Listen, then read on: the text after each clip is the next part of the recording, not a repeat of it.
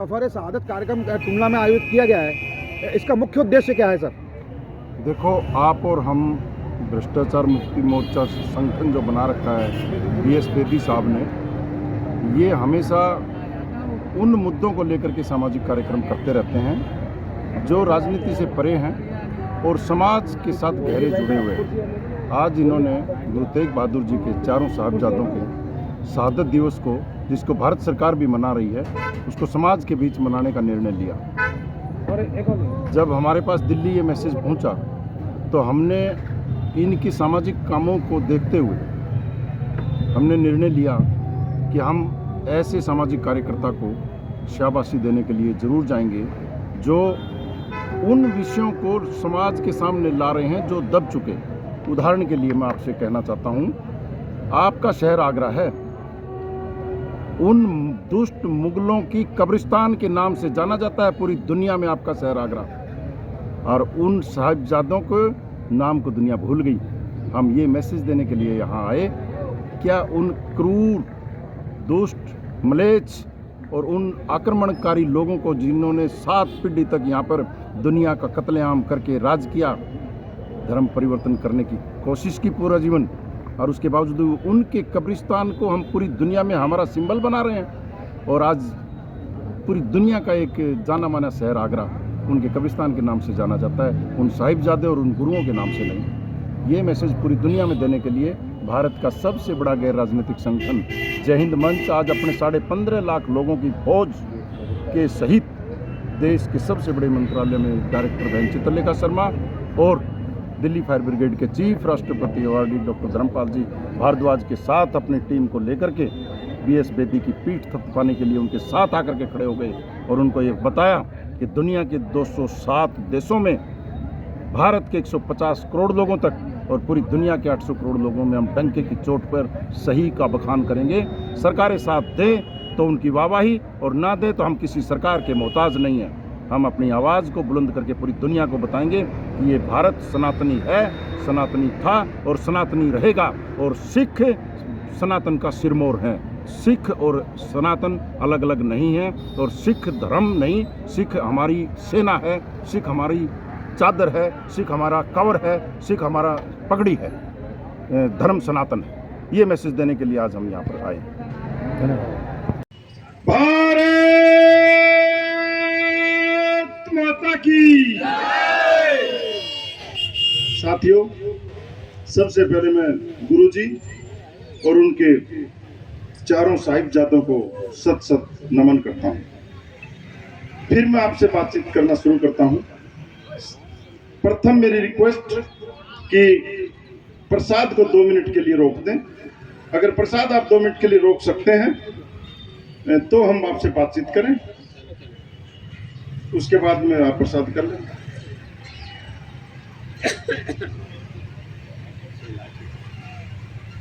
प्रसाद वितरण कृपया रोक दीजिए थोड़ी देर के लिए, फिर ये अनवरत चालू होगा और कमल वितरण का कार्यक्रम उसके उपरांत प्रारंभ हो सकेगा। धन्यवाद। बातचीत के लिए मैं भाषण में निपुण नहीं हूं, भाषण में नहीं देना जानता, सीधी सीधी आपसे बातें करूंगा। तो बातों की कड़ी में, क्रम में अगर मेरे से कोई शब्द में चूक हो जाए तो मैं पहले आपसे माफी मांगना चाहता हूं। आप मेरी सिर्फ भावना पे जाना, शब्दों पे नहीं। तो सबसे पहले मैं आपसे पूछना चाहता हूं कि आप मुझसे क्या सुनना चाहते हो, मीठा मीठा या सच्चा सच्चा? जोर की आवाज में मेरे को आदेशित करें कि अगर सच्चा सुनना चाहते हो तो मुझे वादा करो कि अगर कोई बात कड़वी हो तो माफ कर देंगे, क्योंकि सच्चा हमेशा कड़वा होता है। सबसे पहले मैं ये कहना चाहता हूं कि आप लोगों ने किसी सांसद, विधायक, मंत्री संतरी बहुत लोगों के फोटो लगा रखे हैं, कहाँ है वो? उनके लिए ये प्राथमिकता नहीं है। तो इस दर्द को अपने सीने में छुपा के और दबा के लेके जाओ यहां से।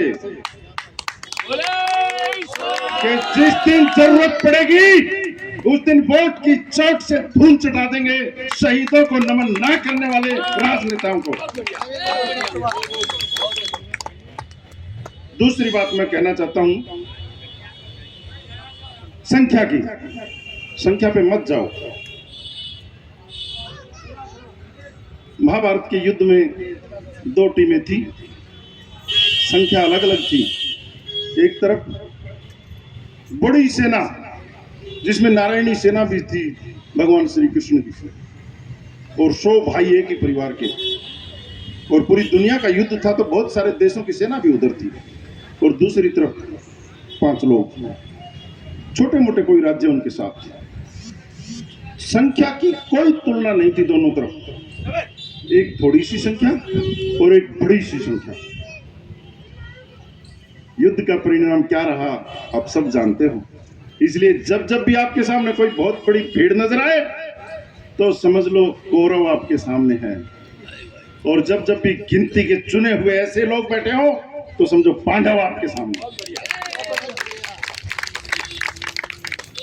आज इनको शाबाशी देने के लिए गुरुओं को नमन तो हम सब करते हैं यहाँ पर। हम सही मायने में गुरुओं और गुरुओं के बच्चों को नमन करने के साथ साथ इस बीएस बेदी देशभक्त साथी को शाबाशी देने के लिए कौन कौन आए। मैंने देखा कि यहाँ, क्योंकि मैं सरकारों में भी किसी जिम्मेदारी पे हूं तो मैं लोगों को पहचानता भी हूं, तो मैंने देखा कि मीडिया के वो साथी जो किसी को 20 मिनट से ज्यादा नहीं देते, वो मेरे साथी सामने बैठे हुए हैं घंटों से। इस साथी को देश के सबसे बड़े मंत्रालय की सबसे बड़ी अधिकारी, गृह मंत्रालय की डायरेक्टर डॉक्टर चित्रलेखा आपकी बहन बनकर के चुपचाप पूरा दिन के लिए आपके साथ आकर के बैठी है।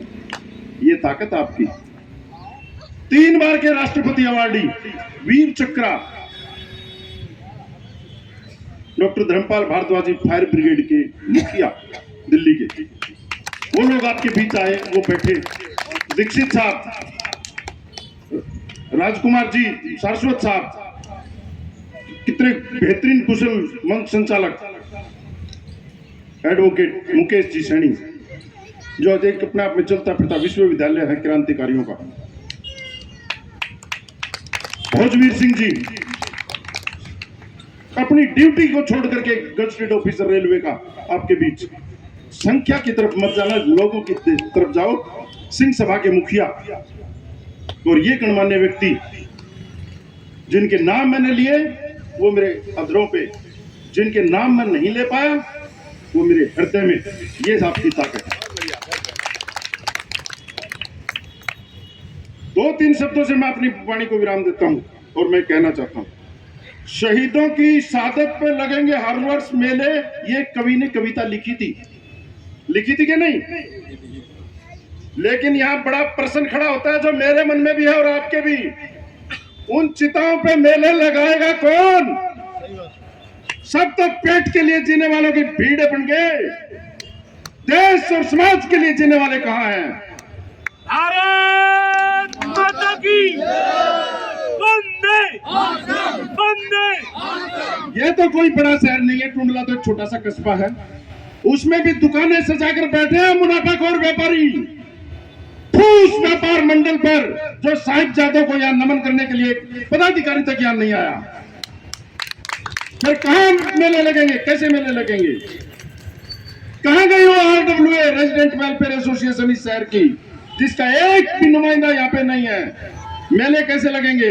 ये तो सिर्फ उस कवि की कविता, उसकी सिर्फ भावना थी जो उसने उजागर की, वरना ये मरे हुए लोग, ये लाश, किन शहीदों पर क्या शहादत के मेले लगाएंगे?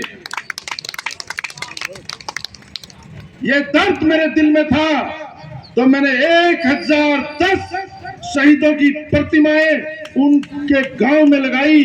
और मैं उन शहीदों की बात नहीं कर रहा राजगुरु सुखदेव और भगत सिंह जिनको आप और हम सब पूछते हैं।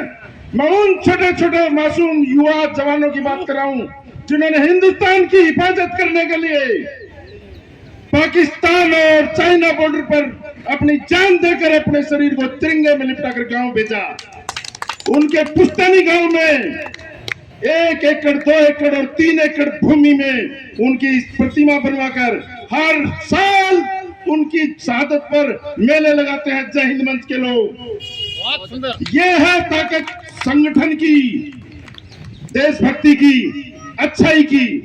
इसलिए आज आप मैं सबके साथ ये बात करने के लिए आया हूं कि पेट के लिए जीने वाले निकम्मे और नक्कारा लोगों की तरफ मत देखना। गिनती के जो चुनिंदा शख्स है हिंदुस्तान में, उनकी तरफ देखना और उनको फॉलो करना। इन भ्रष्ट IAS IPS अधिकारियों के, इन निकम्मे और नक्कारा राजनेताओं के और इन मुनाफाखोर व्यापारियों के इस नापाक गठबंधन को तोड़ने के लिए संख्या जुटाओ, सकारात्मक सोच के लोगों की संख्या। राजनीतिक पार्टियों की नाक में नकेल डालने के लिए अगर गुंडे गैंग बना सकते हैं तो सज्जन समूह क्यों नहीं बना सकते? क्या कोई राजनीतिक पार्टी होनी आवश्यक है उसके लिए? नहीं, वोट नागरिक देता है, पार्टी नहीं। तो एक नागरिक सक्षम और सक्रिय और सकारात्मक सोच का मजबूत और ताकतवर नागरिक होना चाहिए।